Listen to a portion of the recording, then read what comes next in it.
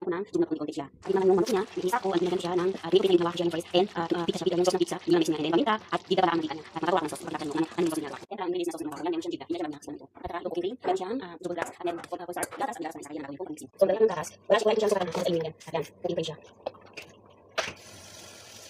At tubig dyan, ganun lang sa tubig.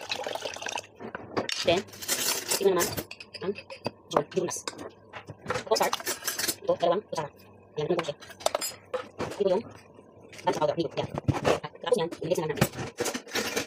Ayan, ilagay na natin para bukain lahat ng nilagay. At saka lalagay sa apoy. Lahat-lahat na, ikot na lang, para hindi siya kunin.